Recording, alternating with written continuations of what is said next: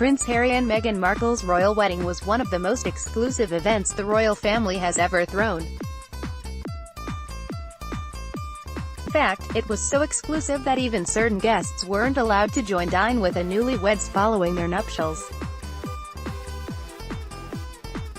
Find out why Prince Harry and Meghan Markle told some of their guests to bring their own lunch to the reception, page 6, plus other details about the post-wedding celebration, ahead. 1.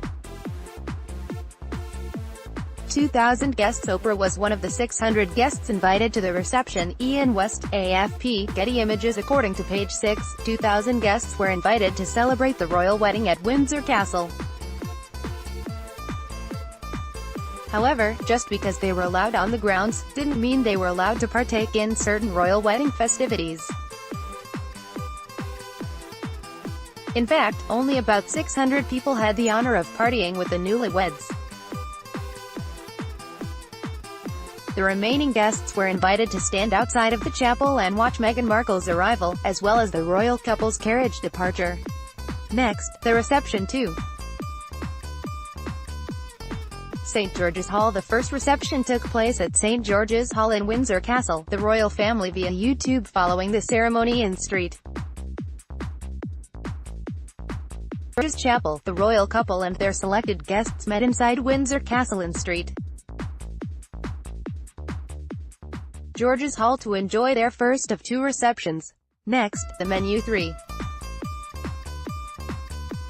Seasonal British produce. Prince Harry and Meghan Markle served items made with seasonal British produce at their wedding. Mahogany, I stock. Getty Images. Those who got to enjoy Prince Harry and Meghan Markle's catered cuisine fueled up on seasonal British produce, including some items grown locally in the Queen's mini backyards.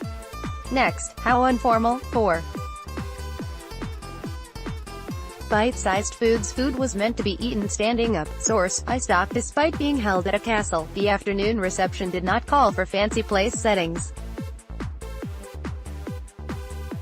Instead, the royal couple's reception menu featured a mix of canapés and small dishes served in bowls and was meant to be eaten standing up.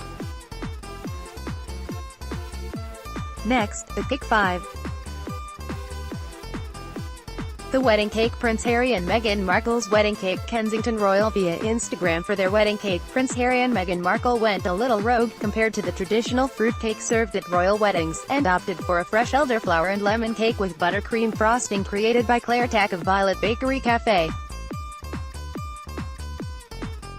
Unfortunately, guests did not get to enjoy the cake at the reception. They will instead receive a slice of the confectionery in the mail as a thank you. Next, the surprising reason why some guests had to bring their own food. 6. Ceremony invites. St. George's Chapel. Emmanuel Gill, Wikimedia Commons. The real reason most of the royal wedding guests had to bring their own food. They didn't receive an invite to the ceremony of St. George's Chapel. Out of 2,000 guests, only a select 600 had a seat at the chapel. Who knew the ceremony invite doubled as a meal ticket? Next, can you believe this? 7. Bring your own food. Some guests enjoyed a picnic lunch at Windsor Castle. MS Polly, I stock. Getty Images. Despite not having an invite to the reception inside St. George's Hall, the remaining guests brought a picnic lunch and enjoyed Windsor Castle's scenic views. Next, who were these guests? 8. The guests invited by the Lord Lieutenant, Aude Anderson, WPA, Getty Images. The remaining royal wedding guests were invited by the Lord Lieutenant. Many of the guests include young people who have served their communities in positive ways, something very important to Prince Harry and Meghan Markle. Check out the cheat sheet on Facebook.